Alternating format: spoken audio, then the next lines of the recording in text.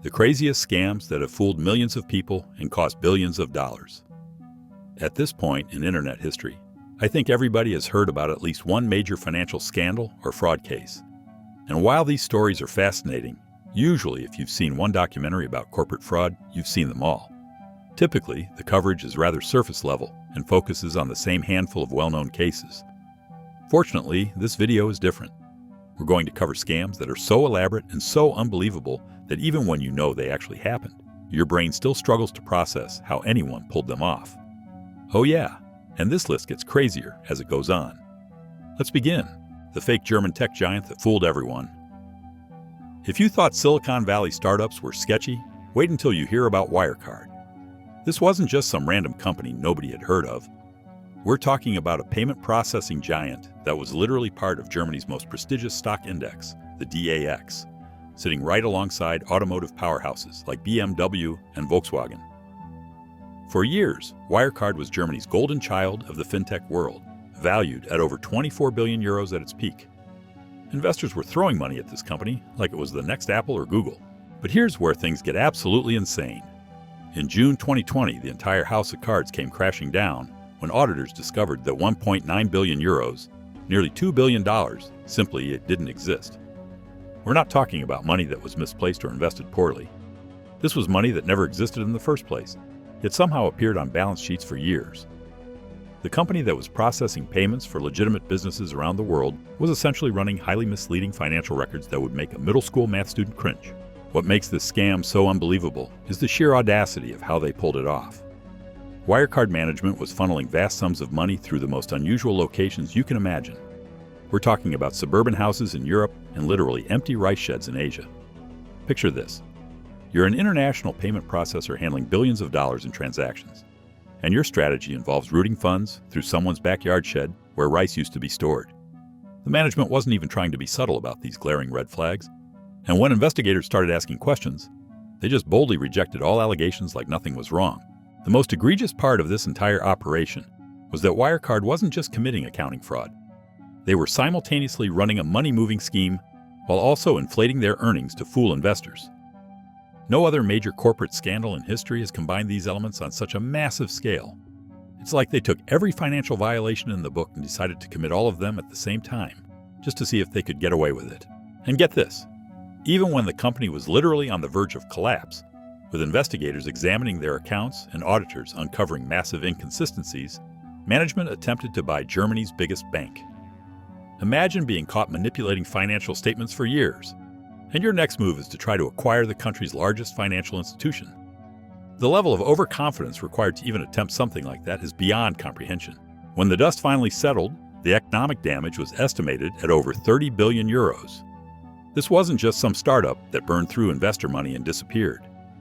This was supposed to be a legitimate, regulated, publicly traded company that major institutional investors trusted with billions of dollars.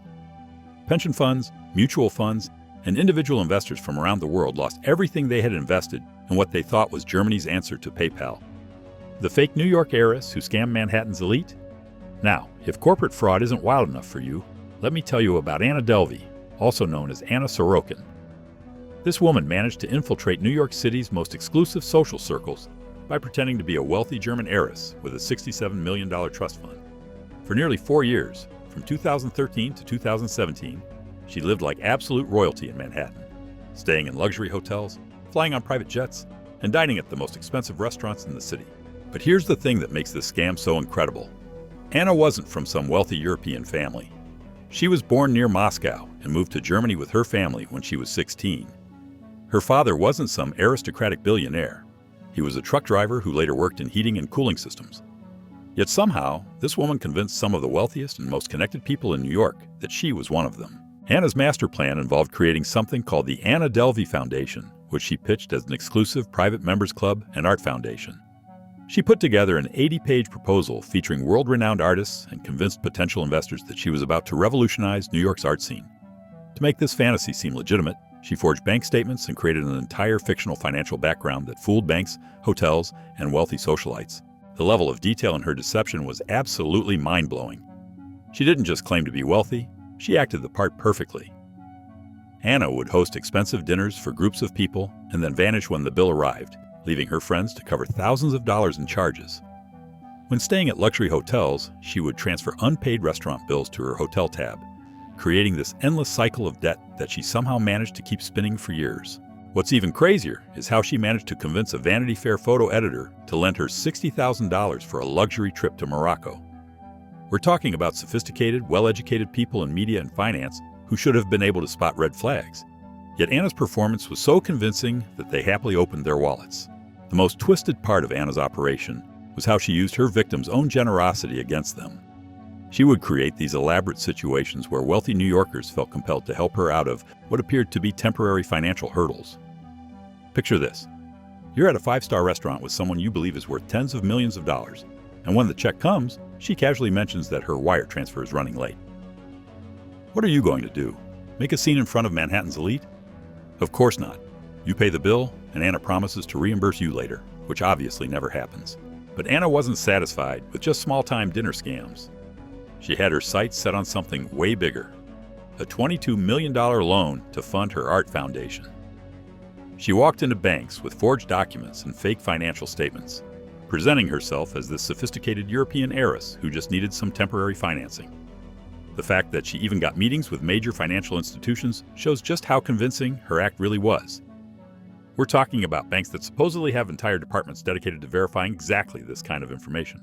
The Bernie Madoff Ponzi scheme that destroyed everything. But if you think Anna's scam was elaborate, wait until you hear about Bernie Madoff, the man who ran the largest Ponzi scheme in human history.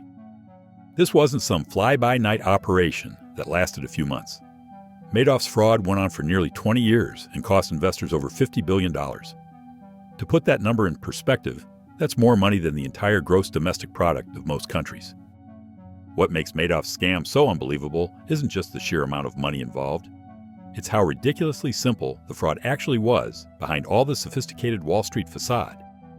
One of his employees, Annette Bongiorno, had a method that was so basic it's almost insulting to everyone who lost money.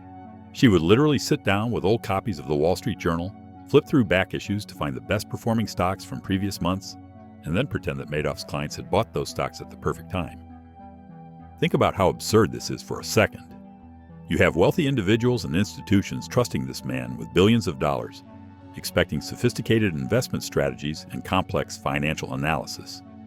Meanwhile, in the back office, someone is playing a game of financial time travel with old newspapers, making up trades that never happened, and recording fabricated profits based on information that was already public knowledge.